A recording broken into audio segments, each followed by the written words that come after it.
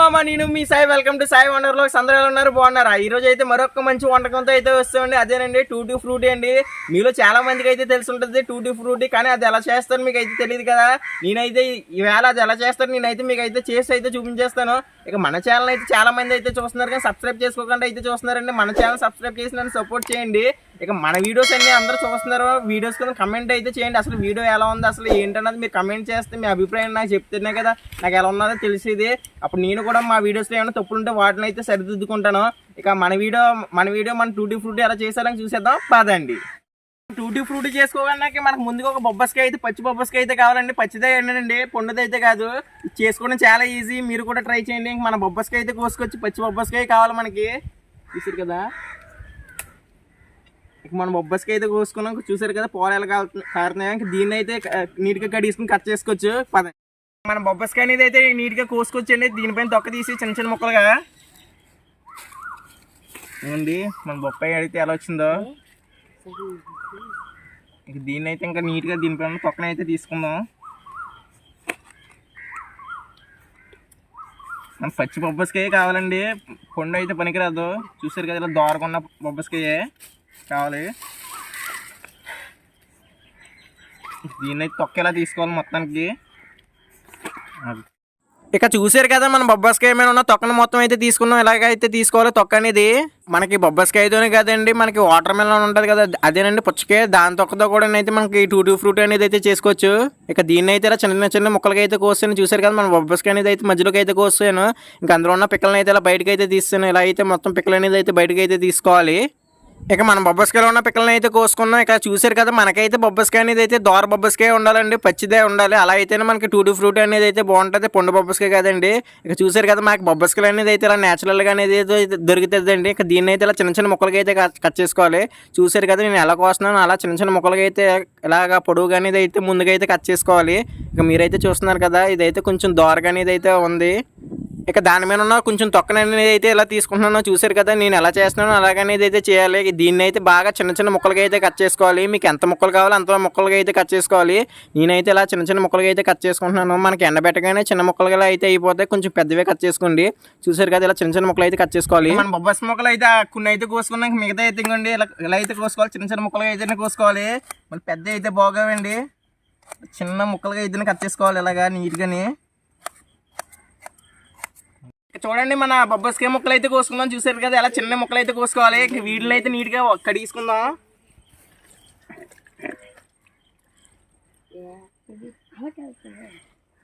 వీటిని అయితే బాగా అయితే దీనిపైన ఉన్న పాలు మొత్తం ఉంటాయండి అందుకే ఈ మొత్తం నీట్గా పాలు అన్ని పోయే వరకు బాగా కడుక్కోవాలి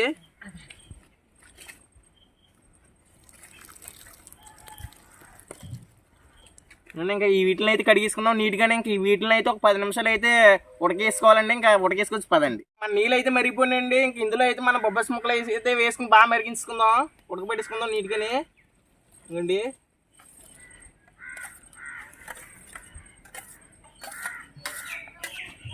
బొబ్బస్ ముక్కలు అయితే వేసుకుందాం వీటిని అయితే ఒక 10 నిమిషాల పాటు అయితే బాగా అయితే ఉడకబెట్టేసుకోవాలి దీనిపైన పచ్చి మొత్తం పోయేలాగా అండి బాగా మంట పెట్టుకుని అయితే ఉడకబెట్టేసుకుందాం ఇంకా వీడియో కూడా తీసి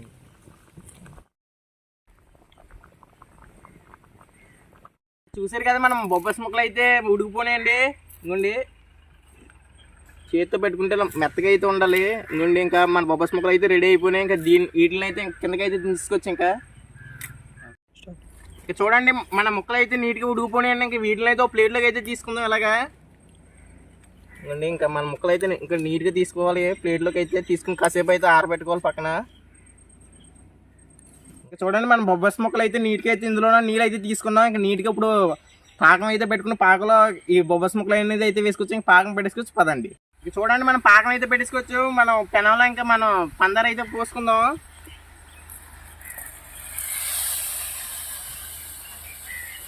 ఇక మనం పందర అయితే పోసుకుందాం ఇంకా ఇందులో కొంచెం నీళ్ళు అయితే పోసుకోవచ్చు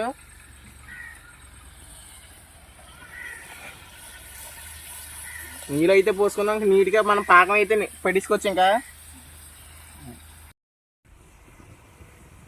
చూడండి మనం పాకం అయితే రెడీ అయిపోయింది ఇందులో మనం బొబ్బస్ ముక్కలు అయితే వేసుకోవచ్చు ఇంకా తీగల పాకంలో అయితే రావాలి ఇలాగా తీగల్లో అయితే ఇంక మన బొబ్బస్ ముక్కలు అయితే వేసుకోవచ్చు ఇంకా ఇందులో మనం బొబ్బాస్ ముక్కలు అయితే వేసుకోవాలి ఇలాగా నీట్గానే.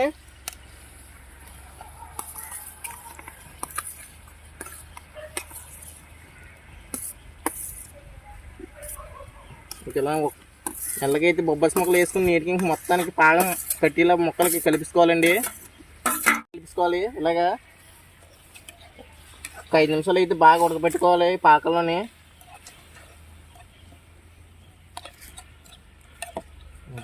ఇక మనం బొబ్బాస్ ముక్కలు పాకం అయితే రెడీ అయిపోయింది. ఇంకా వీటిలో అయితే 2 ప్లేట్లు తీసుకుని ఇందులో కొంచెం అయితే వేసుకోవాలి. ఇప్పుడు సపరేట్ చేసుకుని అయితే వేసుకోవాలి. ఇలా అయితే సపరేట్గా 2 ప్లేట్లు తీసుకుని అయితే వేసుకోవాలి. ఎందుకైతే మనం 2 కలర్స్ అయితే కలుపుతాం వీటిల్లోకి, అందుకని ఇలాగ సపరేట్గా అయితే వేసుకోవాలి. ఇప్పుడు సపరేట్ చేసామంటే ఇంక ఇందులో అయితే మనం ఫుడ్ కలర్ అనేది అయితే కలుపుకుందాం. ఫస్ట్ అయితే రెడ్ కలర్ అయితే కలుపుకుంటున్నాను. ఇలా నీట్గా అయితే మనం ఫుడ్ కలర్ అయితే కలుపుకోవాలి. మన న్యాచురల్ కలర్ కూడా కలుపుకోవచ్చు, మరి ఎక్కువ కలుపుకోకూడదు. నేను ఫుడ్ కలర్ అయితే కలిపిస్తాను నీట్గానే. ముక్కలకు బాగా పెట్టిలో అయితే కలుపుకోవాలి.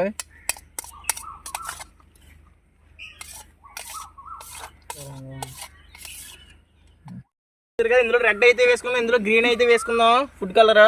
మన ఈ ఫుడ్ కలర్ అనేది అసలు సాధారణంగా ఎక్కువ అయితే వాడకూడదండి, ఇవైతే కెమికల్స్ కదా, అందుకని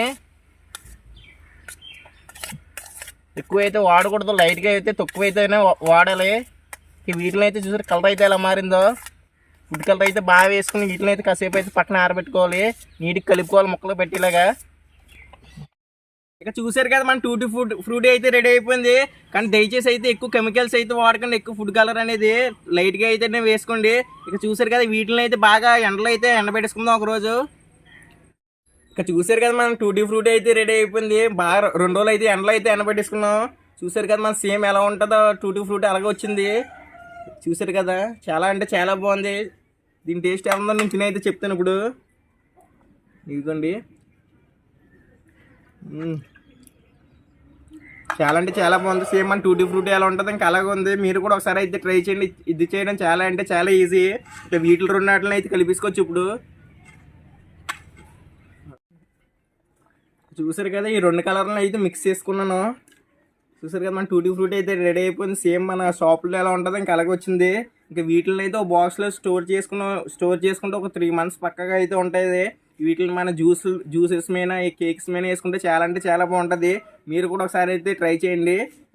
చూసారు కదా ఇంతటితో మన వీడియో అయితే అయిపోయింది. మన టూటీ ఫ్రూటీ అయితే చాలా సింపుల్గా అయితే చేసుకున్నాం. ఇది చేయడం కూడా చాలా సింపుల్ అయింది. మీరు కూడా ఒకసారి ట్రై చేయండి. ఇదైతే మన కేక్స్ మీదకి వాటికి వేసుకున్నకైతే చాలా బాగుంటుంది. ఇదైతే 3 months వరకు అయితే నిల్వ అయితే ఉంటుంది. ఇక చూసారు కదా ఇంతటితో మన వీడియో అయితే అయిపోయింది. మన వీడియోస్ అయితే చాలా మంది చూస్తున్నారండి. ఇంకా మన ఛానల్ సబ్స్క్రైబ్ చేయండి, పక్కన ఆల్ ఆప్షన్ అయితే పెట్టుకోండి బెల్ అనేది.